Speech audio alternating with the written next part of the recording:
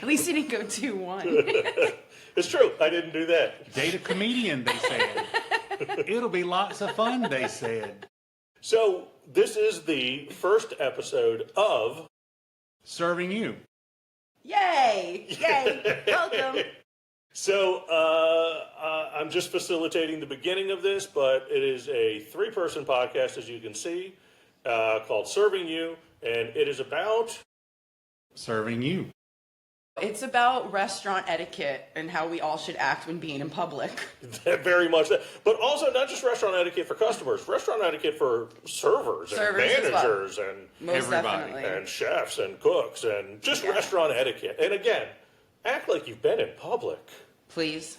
All right, so who do we have around the table today? I think Melissa should go first. Ladies first. Well, hello. And she's the reason why we're here. The reason for the season. Amen. Yeah. My name's Melissa. They can look us up if they want to. Okay. No, he's wanted in multiple states. There's enough people trying to get my last name. I don't need to give it out. Awesome. Well, my name's Melissa. I currently work in the industry. Am I supposed to be looking at the camera? No, you don't have to look at the camera. Okay, thank God. Excuse me. So yes, I've currently worked in the industry. Let's see, I'm 45. I started at about 22.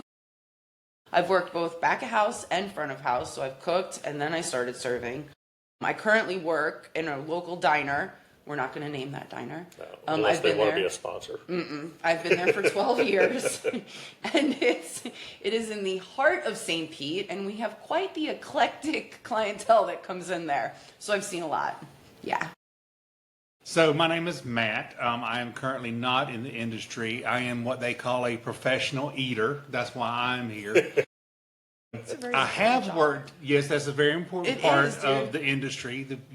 You're not feeding people, you're out of business. Exactly. So I am here not only because I'm a professional eater, but I have worked in the industry. I worked front of house, I worked back of house.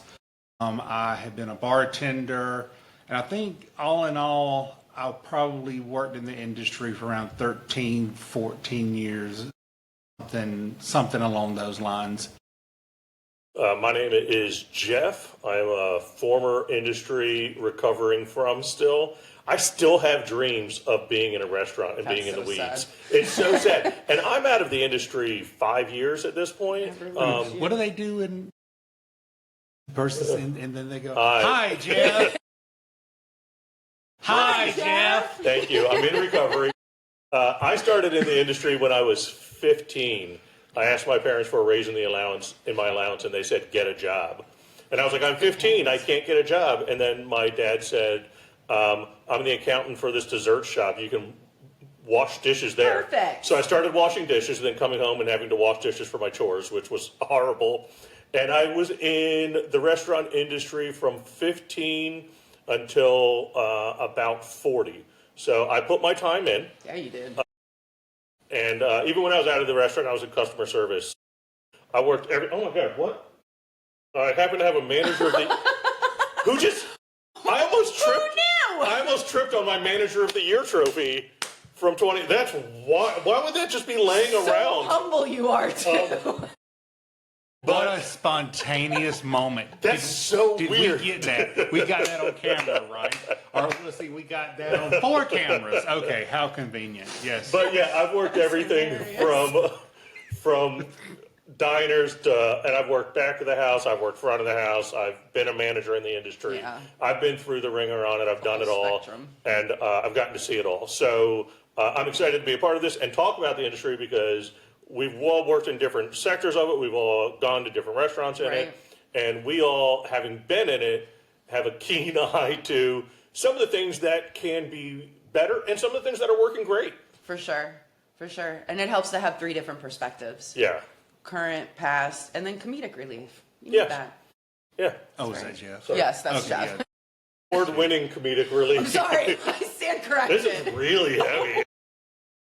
It Well, must have cost a lot. Why don't we just keep this on the ground? To be clear, that award is not for comedy.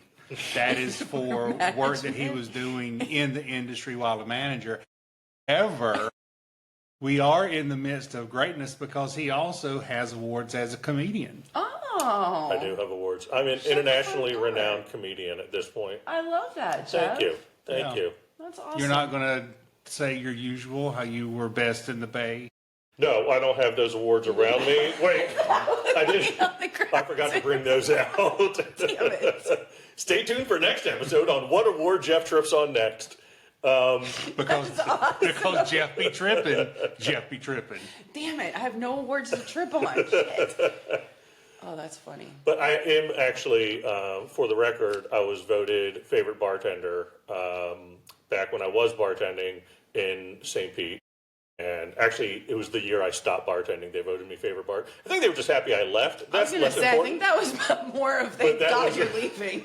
I did get voted favorite bartender. I don't want to put a year on it, but let's just say it happened, and that's what's important. Well, I was also voted favorite bartender, but that was only because I was the only bartender. So by default, Yeah, you were the favorite. I'll get an award wherever I could take Nice. it. So. To be fair, that Manager of the Year award was 2020 when we fired down to 3 managers. So I just had to. No competition. You don't have to outrun the bear. No. You just have to outrun the other people. That's our society today. Everybody gets a trophy. Just show up. So, industry. Do we have notes?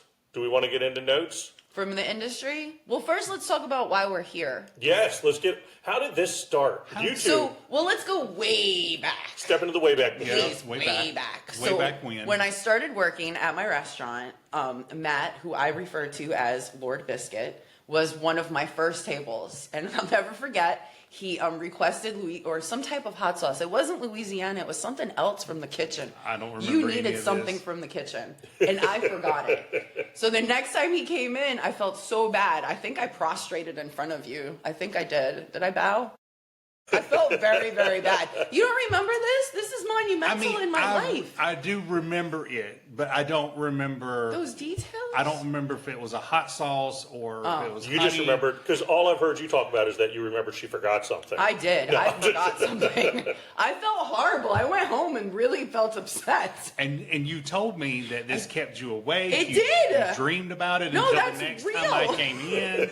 This is how serious I take my job.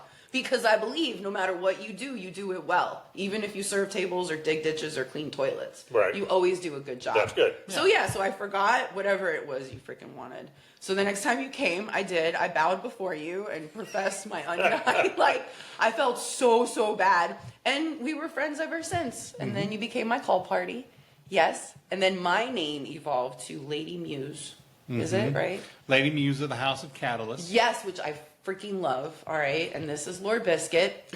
I was just a court jester with these two. You are. Now No, you you're know not. your role. Oh, you, sorry. You have your Jester Jeff. Oh, did we not tell him that? We didn't tell him. This is breaking news. Okay. No, I thought that was well established from the beginning. I thought it was too. Yes. We'll give him an award and we'll put that on there. Jester Jeff. I don't get a crown, but that's fine. You could have a crown. It's whatever you need, Yeah, darling. whatever you need. So so how did this all come about? Okay, so a couple months ago, I had two gentlemen at my table one day, and he's somebody famous, but I don't know who the hell he is because I don't pay attention to that. So they were sitting at my table, and he started asking me questions, and there was a phone up, and I didn't know what I thought because our restaurant has a lot of people that will come in and do like live things, and I just don't pay attention to that stuff. So I answered his questions in my very comedic way because, that's who I am. And a couple weeks later, you contacted me and said, hey, did you see yourself on YouTube? And I said, no. Yeah. And And I can't remember where I saw it, or if it just popped up on my feed, maybe, or because he's whatever. pretty popular on there. And I don't even know if. I guess I should have went back and looked. I think it was just the title. I think the title of the episode or whatever was Included the restaurant, which we love, yeah. It just said something about I think it was places in names. St. Pete or Yeah. something like that. Places to eat in St. Pete with weird names or It something was. along those lines. Oh, yeah, yeah, So yeah. so I started watching it, and the first place I'm like, oh, that's not actually even in St. Pete, and then the next place came up, and I'm like, I recognize that interior. And then Melissa comes into the frame. I'm like, oh, this is so cool. And so when I finished with the episode, I sent her a text, and I'm like, hey, did you see this? I was coming from the perspective that you knew about it. Yeah, no, didn't know. And yeah, come to find out, I sent her the link and Yeah, didn't know. Yeah. But from that, we kind of started talking about stuff in the industry. And so here we are. Yeah, because I think from a server's perspective, I think there's things that both industry workers do and both patrons do that just aren't really cool. There's a lot of things that are cool too, but I feel like there's ways that we could be better individuals with each other 100%. in a restaurant. Oh, yeah. And I think some of it, I think some of it is just unlearned behavior. You know, Right. some of it can be, I think, let's say a taboo or rule breaker in the industry, but I think some people are doing it not out of malice, I Exactly. think they just don't know. I'm at least giving them that benefit of the doubt that maybe they're not horrible people, maybe they just don't know. Yeah, we all want to believe that. But, you know, it could be a mixture of both, a little bit from column A and column B. For sure. Yeah. So today's topic I'm supposed to go first. is up to you. So we can start off easy. Let's talk about manners in a restaurant with your server. So, like, for example, I walk up to a table and I say, "Hi, how are you today?" And nobody lifts their heads and looks at me or speaks back. When I'm sitting at a table with people, that drives me crazy. I'm like, why is nobody? And then when nobody acknowledges the server, and then they're like, why aren't we getting quick service? And it's like, well, they didn't know you're ready. Like, what? Exactly. Communicate. Exactly. It's really just basic decency with each other. If somebody says hello, good morning, it's kind of common for you to say hi, good morning back. Yeah. Or at least make eye contact. That's so helpful. If they were in the street, they would do that to a stranger. But for some reason, they sit down in a restaurant I know. and they're like, no, No, I got a menu in front of me. I'm above this. It's so above it. Well, and I think servers carry a stigma as well as that we're Yeah. beneath because we're serving. I mean, I don't know. I take serving as a nurturing position. Like, I want to feed you and love you and make your day better and then send you on your way. But if you want to be a bitch, we can go there. We don't have to. You set the tone. Exactly. No, Yeah. you really do set the tone as a customer in a restaurant with your server. Well, I think manners, and then one thing I know you do, Matt, and I try to do as much as possible, but sometimes I have food in my mouth and I can't, is just say thank you. Like when somebody Yeah. comes and does refills on the whole table and not a single person, like it is, and I know some people are going to look at this and say like, but they're doing their job. Why am I thanking them for doing their job? But it's also like, but also, is thank you killing anybody? Exactly. Like, it's the It's a word. easiest thing just to show, hey, I acknowledge that you noticed this and I appreciate it. Is that hard to do? You So, wouldn't think so. I know Matt's very good about saying thank you to service when it comes through type thing. Mm-hmm. What other manners-wise, Matt, have you noticed, do you think about when you're out eating with other people? Have you seen them do or not do? Oh gosh, this is such a loaded question. Acting like it's your very first time. So your server In a walks up restaurant. to the table That's great. and Melissa says, "Good morning, how are you? Are you ready to order?" And then, one or two people might be ready, and then the other people, and you know exactly who I'm talking Yeah, about. you're talking about my ex. Go on. And it's like they've never placed an order before in their lives. Oh, those Like- people are so much fun. Like they had no idea that they had to pick something off of Yep. the menu, and that someone was going to be stopping by in a couple of minutes and asking them what they want, how they want it. Do you want this? How do you want it? Yeah. So that for me, and I don't know. I guess it also makes me uncomfortable when I'm with someone like that. Mm-hmm. I'm like, because I don't want to be judged by the whole table.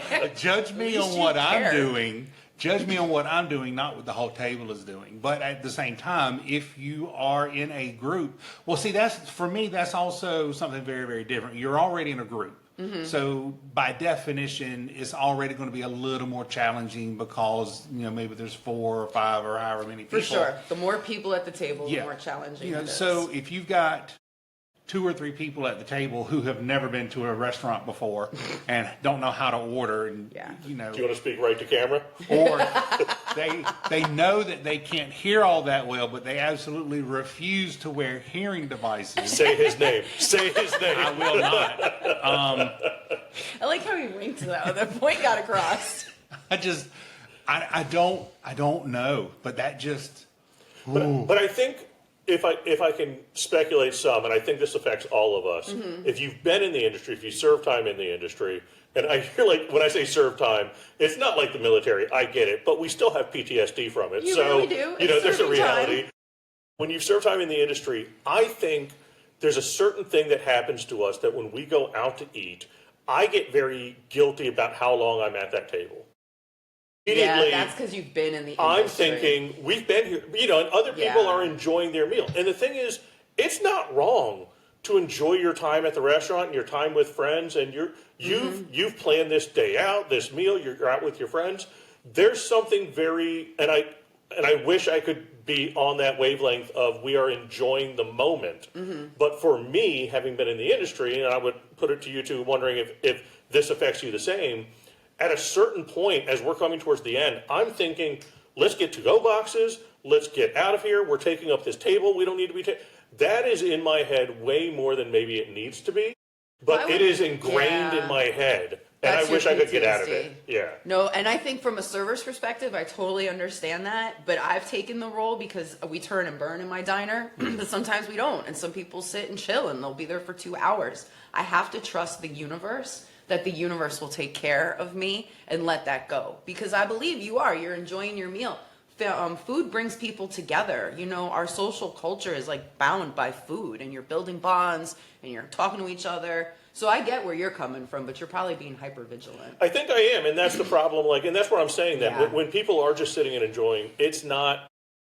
They're not doing anything wrong. No, they're not. But when I'm in that group, I'm anxious, Yeah. and I know that that's a me thing. How do you come across on that? Where are you on that? For me, it depends on the situation. Now, everyone knows, or they should know, I'm Southern. I'm originally from South Carolina.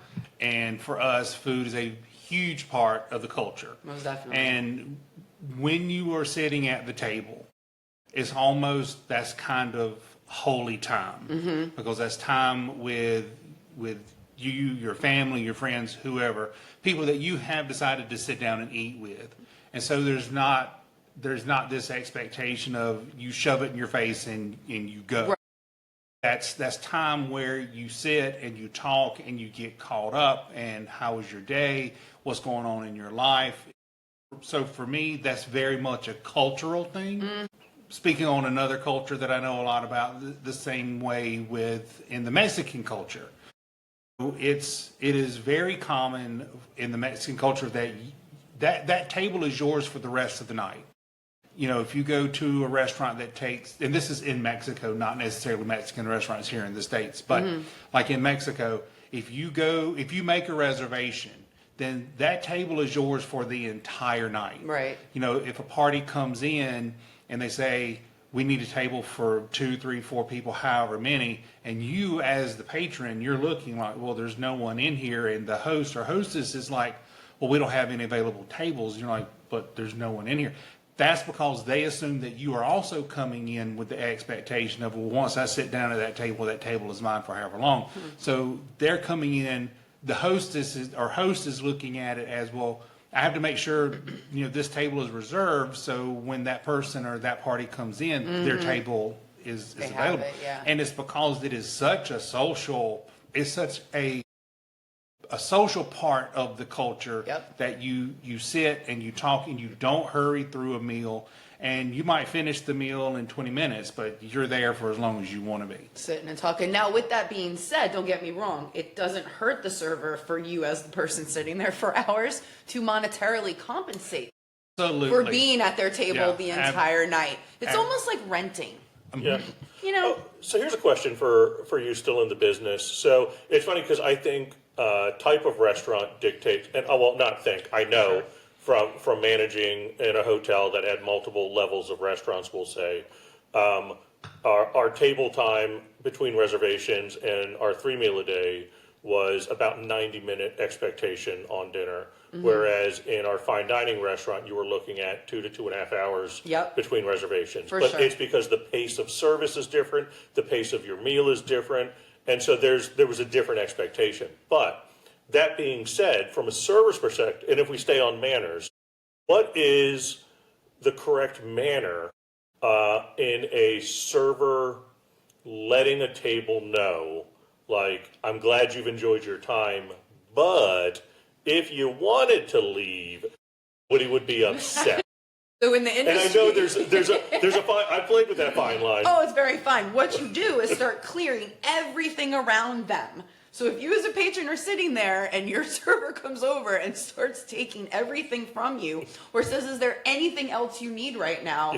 That's kind of your clue that they're over it and you should probably get going. The because- third, is there anything else you need? Yes. That's how you know. The third, no refills, thank you. No, yeah. They're not asking if you need refills anymore. No, they're not. So these are the cues. I think some people just Are oblivious. are oblivious to For that. sure. So let's say step one is what? Putting the check down. Step Which is one not putting kicking the them check out. down. No, and I as a server even try to wait because I don't want people to misconstrue that Yeah. as me rushing them through and trying to get them out the door. So I'll wait until they're pretty much done and they've gotten boxes and then I'll put the check down. Yeah, and then if they're sitting, 30 minutes after that, then I'm clearing stuff away and I trust the universe, but I also have to pay bills. So it's a line. So it's funny, we used to teach, back when I was managing the 3 meal a day at the hotel, there was different times of the day you would do checks differently. So for us, we makes taught the sense. servers that breakfast, when you bring food out, you can bring the check out. Because at the hotel, you were going to eat breakfast and you're going to go enjoy your day. Right, because you're So at the there's, hotel. you're not, I mean, and this was a unique to that hotel, it was on the Exactly. beach type thing. Lunch, when they finish their food, you can drop the check, or you can see if they want the check early. Because again, lunch is typically a turn and burn situation. People Right. aren't really hanging out because they're going to go enjoy the beach the rest of the day type thing. Dinner, you do not drop that check until you've cleared all the plates off that table. Right. So clear all the food, clear all the plates, then you're dropping a check. Because they might want dessert. Dinner's a time you're hanging with people more. Mm-hmm. So it was very much situationally we taught. So it was different manners for different times That's on fair. that one.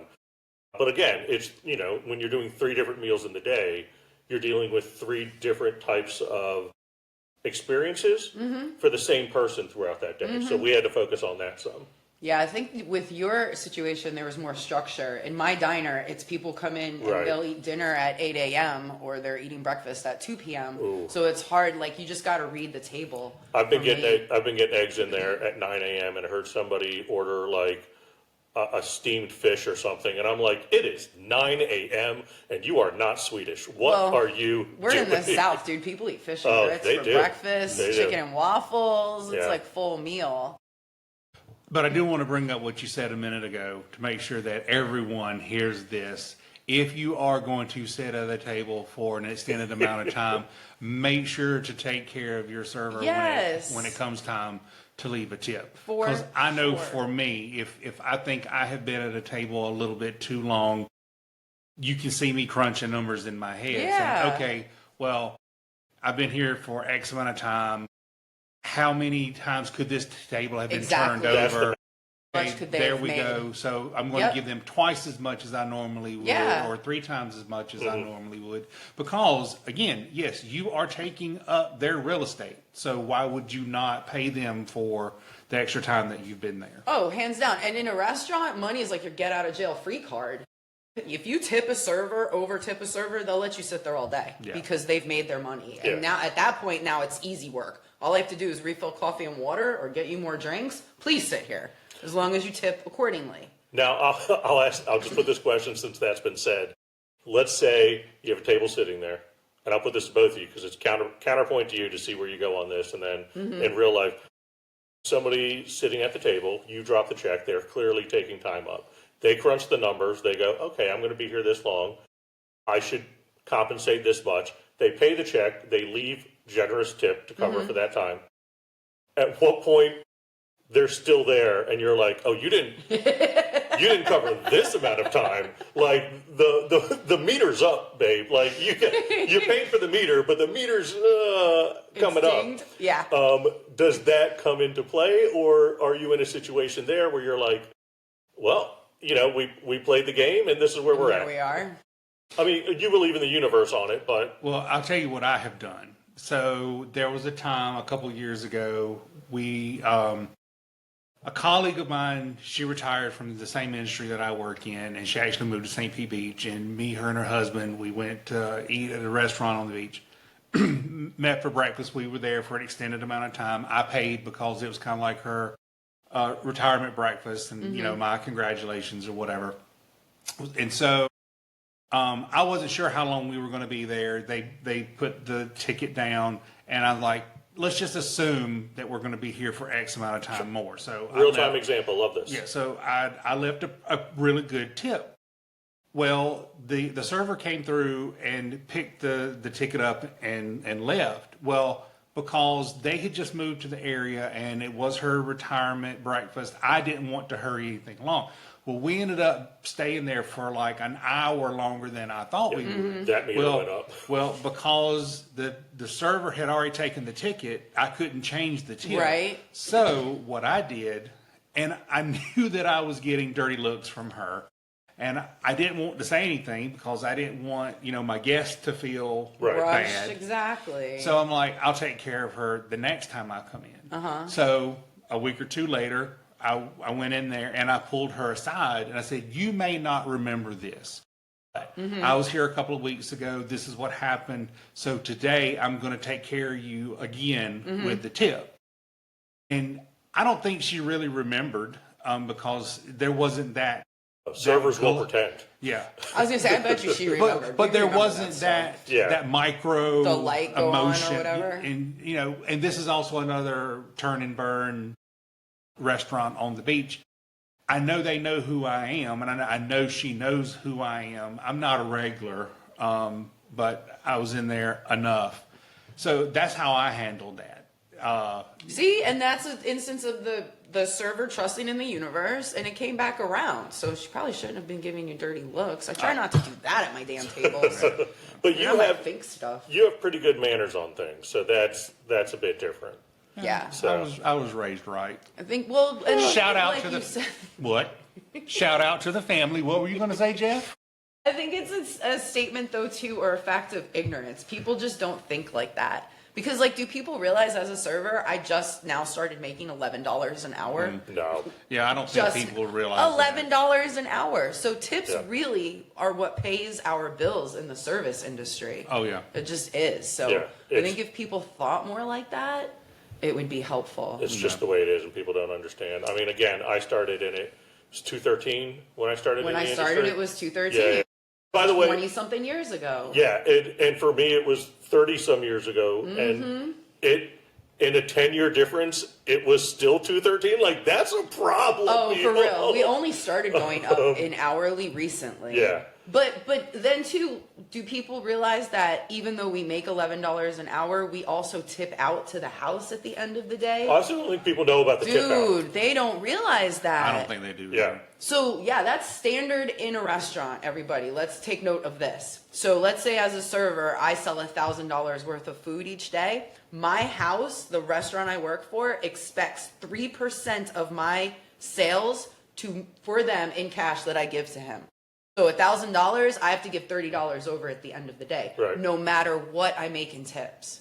So I know people think, oh, you're banking. No, dude, $30, and that's only if I do 1,000. Yeah. Our sales sometimes are $1,500. I tipped out $40 yesterday. Yeah. For breakfast and lunch. So it's a lot of money, and that's every day. That's thousands of dollars each year. I'm like, shoot, man. So we got to take that into account. But that's probably another topic. Probably another topic. I So digress. That's actually a really good it's topic. a really good It topic to is. tip out. We'll put that down for a future episode. Okay. But I mean, you could have started with that on this one. Matters. But, I mean, Sorry.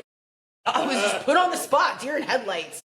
all right, so let's wrap up. Let's give a recap of manners. What's important? What do we see? What do we like? Eye contact. Acknowledgement. Thank you. Acknowledgement. Just, when somebody says, hello, how are you? You say, hi, I'm great. How are you? Or just even eye contact and looking up would be helpful. Ooh, I want to add real quick to eye contact and acknowledgement for on the server side of it, and this is something I preach to my servers and something I practiced a lot. If you are in the weeds, and we'll get into the definition of weeds at another point, but if you are in the weeds, if you are busy, if you are slammed, they seat you. Your customers can see that you're busy. Customers are not dumb. They are observant. but you do need to acknowledge them. I agree. I've always told somebody, get over to a table within 3 minutes. I can't get there in 3 minutes. If you acknowledge them, Yep. you buy yourself 5 minutes. Easy. 5 to 10 minutes bought simply by, and you could be 2 tables over. If you look up and just point, that No, that's real. buys you 5 minutes. And that is just the flip side of acknowledgement. Yep. Much like we don't want customers to ignore us when we're waiting on them, customers don't want to be ignored. Nope. And they can look around and see that you're busy, but if you just go, you know I what? agree. When one person at that table is not paying, there's like, where's the server? The other person at the table is going to be like, they're busy. Mm-hmm. They looked over. That little acknowledgement, just acknowledgement, You're right. makes a big difference on both sides. No, you're totally right, because I've seen that in reactions to tables, because sometimes I'm so busy I can't, but if I say, oh, hi, see you 1 minute, I'll be right there, they're like, oh, cool. But the ones I can't do that to, you get attitude when you finally walk It's a up. big difference. So I get it, you're So right. acknowledgement on both ways. No, you're totally right. I'm a big person on please and thank yous. I'll throw that in for the manners. That is helpful. Please and thank yous. Standard, though. But it's just a little thing, in human interaction. so helpful. It's just a nice thing. It is. I also was raised right. No, all right, sorry. I'm not going to contradict that statement. I'll actually agree with that statement. Not only will I agree with that statement, but I will you actually took my response. But I'm going to build off of that and say, not only basic manners, but basic manners run both ways. That's a two-way totally street. fair. Absolutely. Because I know there are a ton of times where I have been giving heartfelt thank yous to the people that are taking care of me, and they don't seem to give a shit one way or the other that I'm even there. So I'm like, well, if I'm thanking you, I expect something in return, especially when you should be thanking me. And I'm not going to get on this high horse of, No, but that's well, I'm real. bringing my dollar into your business. But you have a valid point. So that's the big one for me. No, that's real, If man. you have someone at your table that is trying to be polite Mm-hmm. and heartfelt thanks, like what you were saying at the very beginning, is it going to hurt you to be nice in return? It's not. And sincere nice, not this hollow, Yeah, no. oh, thank you for coming Fake. in. But yeah. No, you're right, because without tables, I don't pay bills. If you Yeah. don't come into my restaurant and want to spend your money on food, I don't get money. Yeah. So I agree. You have to be appreciative. And to kind of wrap all this up, to put a big old bow on it, I think for me, when Melissa was still just Melissa and not Lady Muse of the House of Catalyst, the reason why when I would go in and I would ask for Melissa is because she's real. She treats me. I am Jen. She treats that's me fine. as like a person, and Yeah. I appreciated that. Aw, thanks. Yeah, and so I think as a customer, if you get good service and heartfelt thank you, et cetera, well, then that becomes a relationship, and then you Yep. you No, lock that's in real. a good relationship and a way of securing that the next time that person comes in, they ask for you, and you get that person gets good service, Yep. and then you're able to get a decent tip. That's right. Years down the road, you do a podcast together. There you go. Yeah, See how There it we go. evolves? Here All we right. are. So that's the end of episode 1, and stay tuned for stay tuned for more episodes, and we're going to just keep exploring the business. Yeah. And at some point, we'll even bring. We had talked about bringing guests on. Yeah. And surprising each other with guests from people that we've worked with in the past, Yep, and I like people that. in different parts of the industry. So I can't wait until I bring a chef friend of mine on, because Oh, we're that would all be fantastic. we've been a lot of front of the house, and I love hearing the back of the house version of Very what unique we. people. Oh, it's fun times. So For sure. stay tuned, more to come, and happy to be doing this with you guys. Yay! Yeah, so we will see you next time when we'll be serving you. Serving you.